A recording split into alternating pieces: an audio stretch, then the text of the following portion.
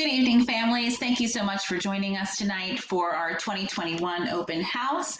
Virtual once again, but I thank you for joining and hope I can answer some questions for you and give you a feel of what our classroom is like.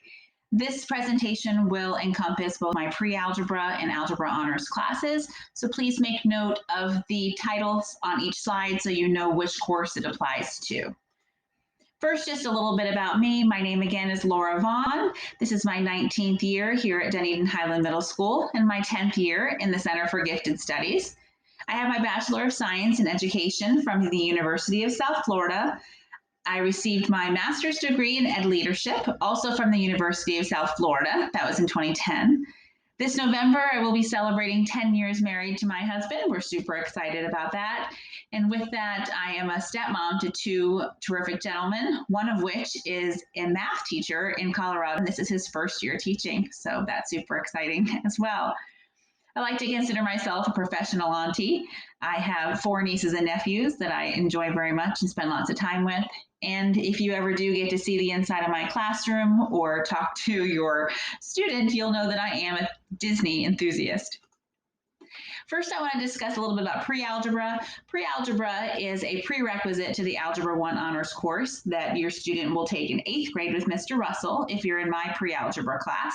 My pre-algebra class meets periods 2, 3, 6, and 7. You should expect nightly homework. I do try to keep the questions, 10 to 12 questions a night is my goal, with the expectation that the homework should take 30 to 40 minutes, depending on the student's level of understanding and how often they need to reference their notes. There are very specific homework expectations in the student's spiral notebook on page 2, but I have the highlights of those in the next slide. I do encourage you and your student to please check focus daily, look at their grade, make sure that I've entered it properly. If there's a 0, they should complete that assignment and get that turned in before the unit test. I also do put comments in focus. Sometimes the comment kind of defers them to Canvas because the Canvas comment might be more specific.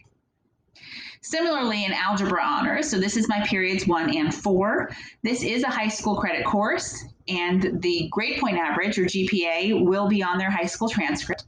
In order to remain in Algebra Honors, the students must maintain a C average for semester 1, which is essentially now through late December, mid-December.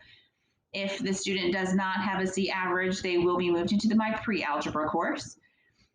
Again, you should expect nightly homework, same as pre-algebra with that. I do aim for around 12 questions a night, and with that same expectation of time to be in that 30 to 40 minute range, sometimes less for both classes. Homework expectations I'll review in the next slide. And once again, please do check focus daily for your grades, updates to anything, and comments. Notes can also be found in focus. To the right of your grade on an assignment, you'll see assignment files, and that's where you can find notes. So a Cliff's Note version of the homework expectations, students should copy their questions, show their work, use the answer key that's either in the back of the book or on Canvas, and they should be checking as they go so they know if they're making mistakes before they finish the entire assignment. They should be using a red pen while they're checking to put a check or X by each question. That will indicate if the question was right or wrong. Again, when they're showing the work during this, the steps should be very clear as to how they got from the question they copied to the answer that they're on.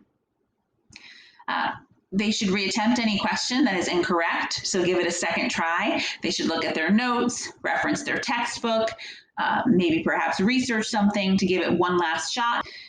Anything that they have incorrect after the second attempt, they should ask about in class that next day.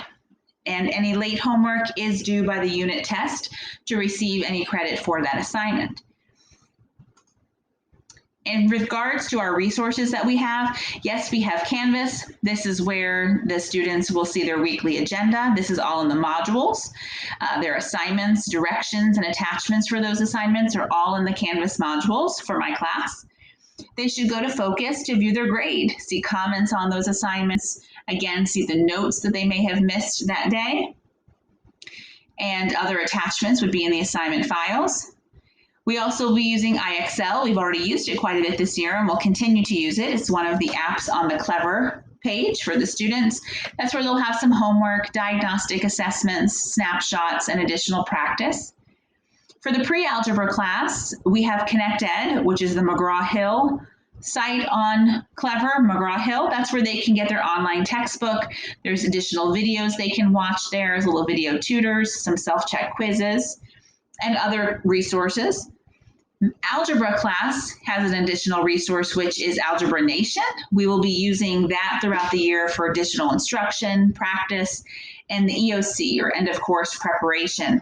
That test is in May, and the students in algebra take that, while the pre-algebra students will take their FSA. Algebra students will not take both assessments. With regards to their necessary daily supplies, and the students have been doing pretty well with this, all students should have a spiral notebook that's college ruled with at least 150 pages. They should have pencils and erasers every day, highlighter colors of their choice, red pens for checking and correcting, loose leaf paper, both college ruled and graph paper, and they should have a scientific calculator or their computer with them each day. These are some visuals of the textbooks that the students have. For algebra, it is a hardcover textbook. Not all students ask for the textbook. I do have a few more if students want it, but I would say about 50 or 60% of the students chose to take that book home. Most of what we do, they'll use their notes for. For the pre-algebra class, we're in this purple book right now, the course 3, but we'll be moving over to the green course 2 throughout the year and back and forth. So those are the 2 textbooks. Pre-algebra students can access these textbooks on the McGraw-Hill site. Unfortunately, the algebra books are no longer accessible on that site, so I'm real sorry about that. But if the students do want a hard copy of that textbook, yes, they can see me and check it out and take it home and leave it home. They do not need to bring it back and forth. Same thing with the pre-algebra students. Many of you have already joined Remind to receive quick text message updates and information. If you're in algebra, this is the code, the @21 ALGHON, that you'll text to the phone number 81010. For pre-algebra, I actually ran out of room in the first course, so I had to make a second code. So if you have not joined the pre-algebra Remind, you'll use the code PREALGVAU. And again, you'll text that entire thing to the phone number 81010. Please follow the directions with the replies that come from that text, and be sure you include your student's name with your name so I know who I'm communicating with. And you can also download the Remind app and receive push notifications if you prefer that in lieu of text messages. I do have a classroom wish list if you're interested in lending a helping hand. It's currently on Amazon. The link is here, which is a little bit difficult to see when you're looking at a slideshow such as this. So I will be sending out that link via email with this PowerPoint as well, so that way you're able to see the information. I'm not sure if my audio will be with this PowerPoint presentation when I email it, but all of the slides will be there for you. Please contact me if you have any questions. If there's anything that I can do to assist, please text at Vaughan, VAUGHANL, @pcsb.org. That's my email address here at school.